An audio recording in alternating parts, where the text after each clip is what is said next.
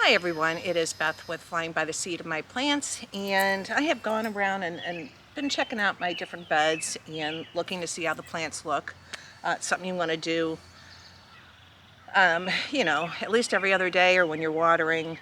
But I noticed, I did plant my Kajari melon, and there's absolutely the groundhog got about 4 of them. So there's like 3 of them that have really not grown at all. So one thing I realized with these 4 beds, I had cucumbers and pumpkin and different things grown in here in squash last year, and typically I'll top my beds with compost, and I don't know why, but I didn't do it to these beds. So I do have compost going in my composter bin. So I went ahead and I've been adding stuff lately to it, so it's not all decomposed yet, so I went through it to get what I can. Absolutely gorgeous though. Go ahead and pull this over. And it smells wonderful, but there is the compost. And so what I'm going to do first is I went ahead and I got this. This is from M.I. Gardner. It's called the 911, and it's got the 9% nitrogen, 1% phosphate, and 1% potash. And so it's fast acting, it increases microbial activity, contains beneficial trace minerals, and it's water soluble. So I'm going to add to my 1 gallon watering jug about 3 tablespoons of the 911. And one thing I do have to, this is a filter that I put on my hose. So when you're mixing your fertilizers, or let's say if you want to make a worm casting bath, you really don't want the chlorine in the water, so there's a couple things you could do. Number 1, get a filter.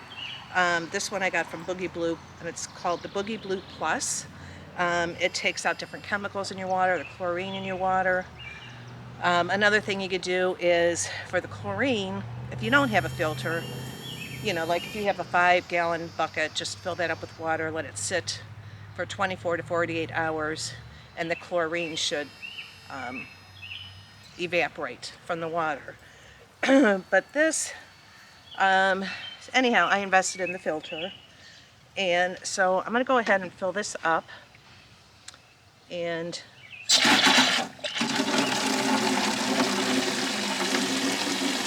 I'm going to go ahead and show you what the plants look like. And I'm going to water them with this mixture, and then I'm going to add the compost. And then I'll just show you how it looks.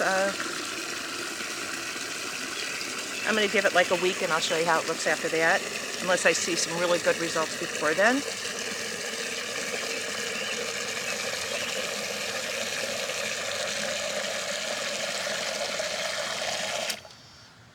And hopefully it will help it. So, and I also have a bag of this mushroom compost blend.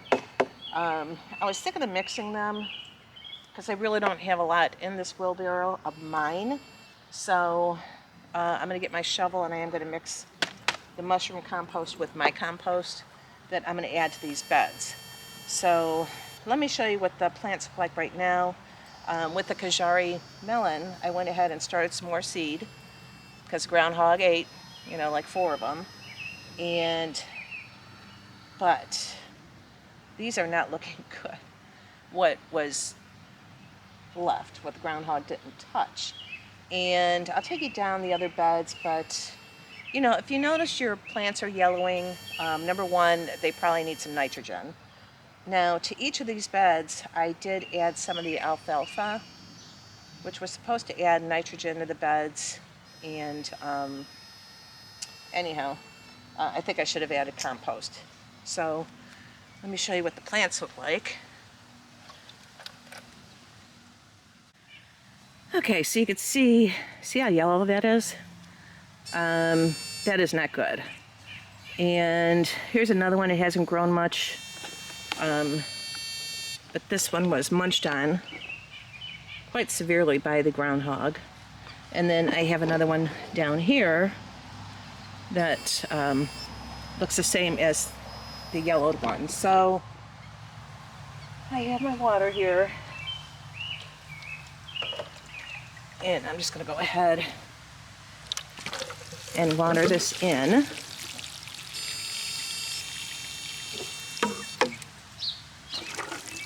Let you off plants.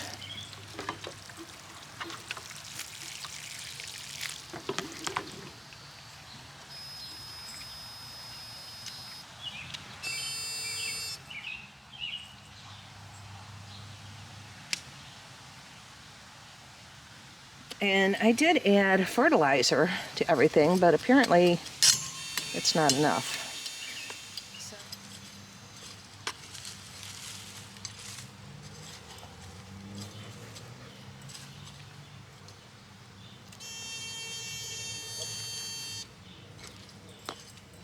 Oh yeah, and here's another decoy I got for the groundhog.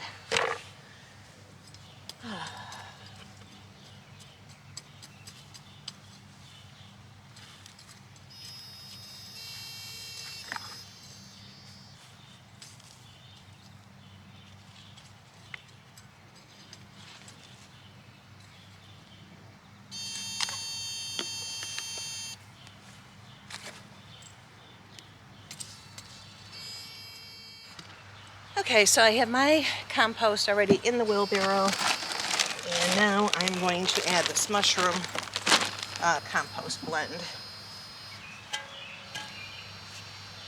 And I'm doing that because I don't think I'll have enough of my own that's already prepared.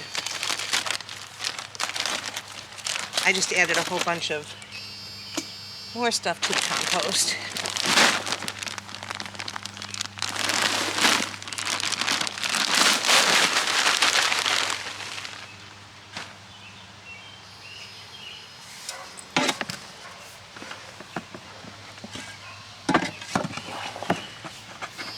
And I'm just going to mix it all together. Andy, watch out.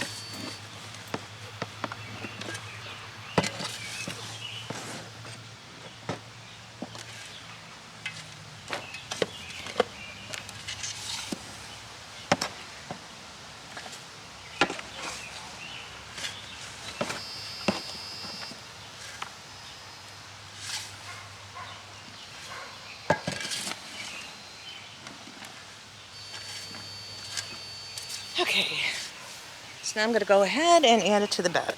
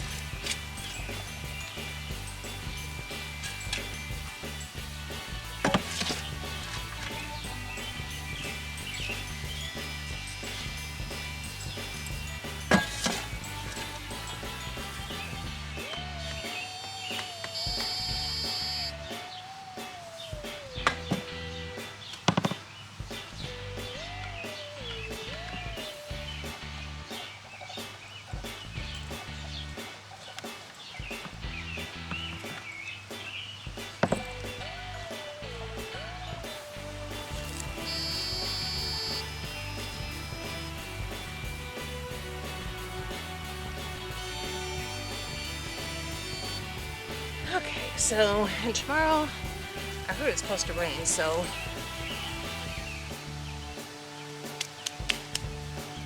I got this bed, and you know, hopefully that'll help with the Kajari melon.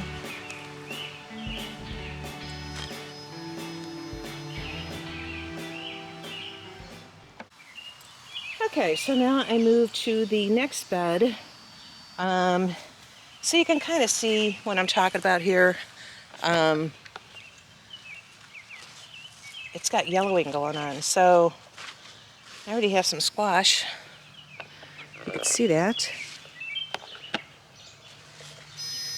And here is the male flower, which has not opened up. So I'm going to keep checking, you know, just to make sure.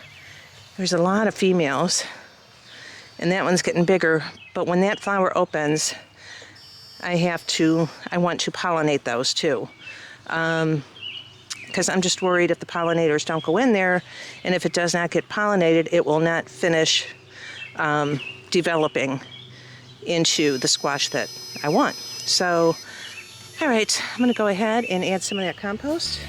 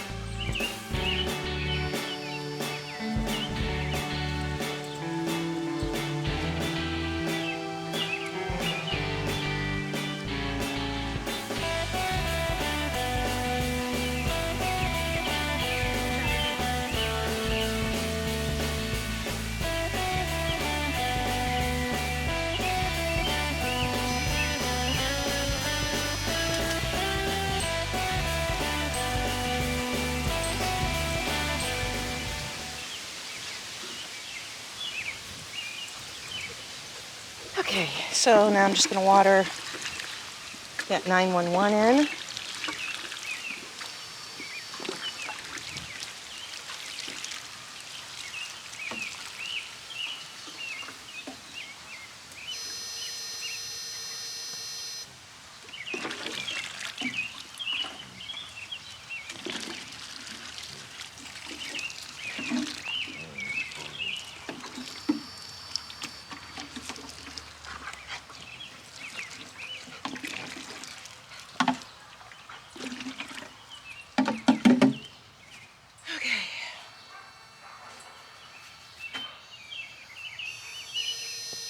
Okay, so I have the compost added, and then I did the mixture of the water and the 911 just to help them get their color back.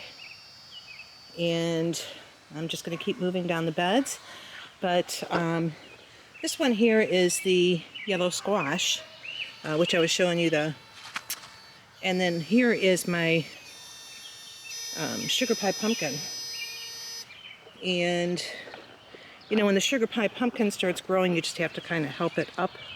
And I just weave it through the cattle panel, and these tendrils will start grabbing on, and they look really good. The main concern was this other bed with the Kajari melon, and then I'll just go ahead and show you these other beds.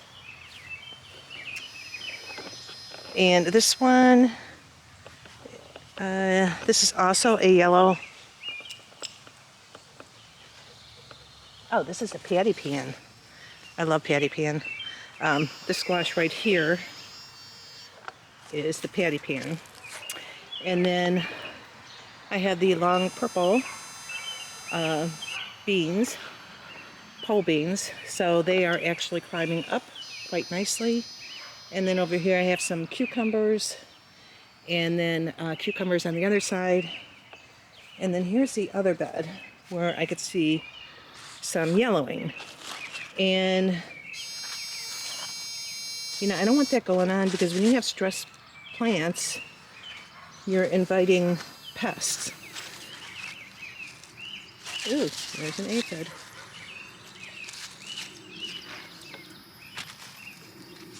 Another aphid. Ding.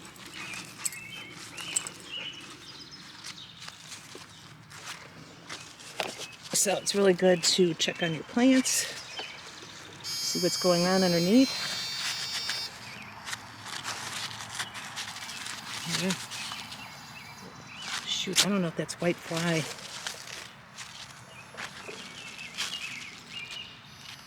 I do not want white fly. I had that issue last year.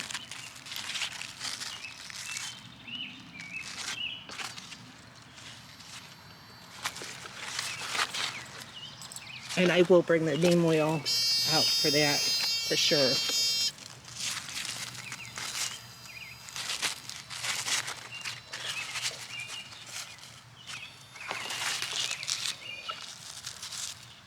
I think that is white fly. Okay, so all the beds are done. I'm gonna move, I got seed in there for the gajari, but I'm gonna move that closer to the house. And then once they get sprouted, I'll let them, you know, get developed for a while, and then I'll transplant them. But I went ahead and did the 911 application on all these plants. And I also did these plants. And hopefully when I catch this, I'll show you how I pollinate these. So this one is the female because it has the fruit on it. This one too. This one is a male. It doesn't have any fruit on it. So I'm going to take the pollen from the male, probably using like a cotton swab or something like that, getting the pollen on there, and then when this opens up, I will add it to this one to make sure it is fully pollinated.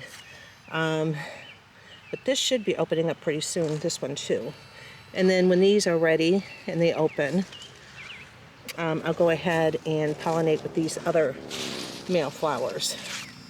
So right now I don't have a lot of bees in the yard, so that's why I just want to make sure. So, and here's the cucumbers, which are doing great. You know, I did add the compost and I did add 911 just to give them that boost. These are the silver slicers here. And then, yeah, and these are the pumpkin. And then, let me see. And of course the patty pan. I just absolutely love the patty pan. And I'm going to look around, make sure I'm not getting any of the whitefly. Because if I am, oh my gosh, it's horrible.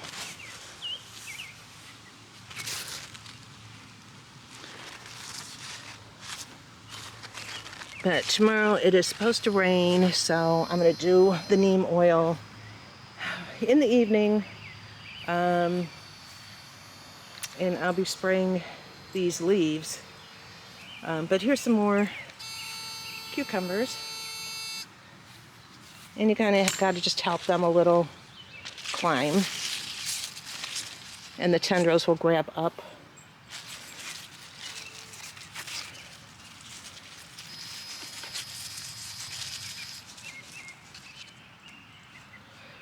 And then over here, so I added all the compost to this bed also. See that yellowing? So this should all help it. I'll bring you back for an update and how these are doing. And then these are more cucumbers. So I definitely want to help these up. So they start grabbing on, and once they really start grabbing, they'll just continue to grab on their own. But in the beginning, you usually have to help them. Okay, so my battery went dead, so I'm not sure where I left off, but these beds here, I'm going to go ahead and add compost to them. Because the eggplant is a little on the yellowish side as well. So even though that's a fresh soil, and I did add fertilizer to it, but I went ahead and I did water these with the 911 as well. And the potatoes are doing great. I'll be adding soil, topping this off pretty soon. But these beds look a lot better. I watered them with the 911 mix. It's doing good. And then the butterfly garden is doing great. Not that many aphids. I've been keeping up with that with the spraying. So the population is definitely going down. And the garlic. I'm going to do a video on this pretty soon of harvesting. And they're not quite ready yet. But I'm going to say probably in another week to 2 weeks. It's going to rain tomorrow, so I have to see how the weather's going to be, because you want to quit watering them a couple weeks before you harvest them, just to get them started on drying out for curing them. And here are some of the garlic here that I did pull because I'm impatient and I just wanted to see how they're doing, and they really are a nice size. But they're not really quite ready. But these have been curing, so but the other ones I am going to wait just to see if they get bigger. And a few weeks ago I did pick the scapes, because you want to do that so that they concentrate on getting the bigger bulb. And just to show you real quick the butterfly garden. All of this milkweed came back from last year, and then I have more milkweed down there that I winter sowed. So, but it's looking absolutely gorgeous with the different flowers blooming. This all I started from seed. The snapdragons, they're beautiful. This is the salvia. Whoops, Abby. More of the snapdragons and the sweet williams. And then the blackberries. They're not ready to pick yet. And black-eyed Susans are getting ready to all bloom.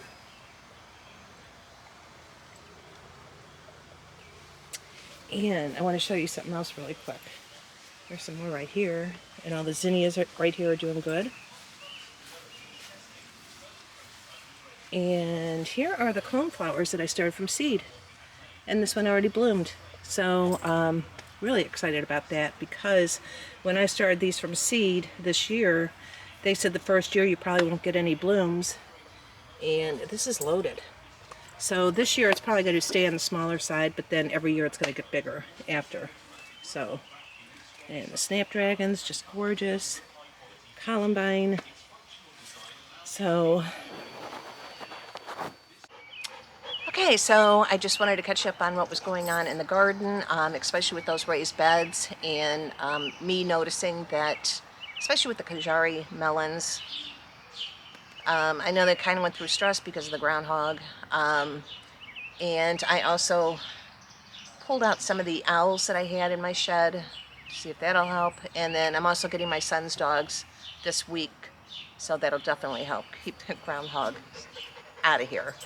But you know, just keep an eye on your plants. If you notice something's going on where it, you know, if they're yellowing, I mean, that's a sure sign that it's deficient in nitrogen, or they're stressed out. So adding the 911 solution and also adding the compost is going to help immensely. And but anyhow, I'm probably going to do a garden tour of the whole garden probably in the next couple of days. But I wanted to share some of the flowers and how beautiful they're getting, and also an update on the aphids. I mean, just doing the water with the jet stream on them, I've been doing it every day. Sometimes I actually did it like in the morning and then again in the evening, just spraying off the aphids. and the population has definitely gone down, so that's good news. And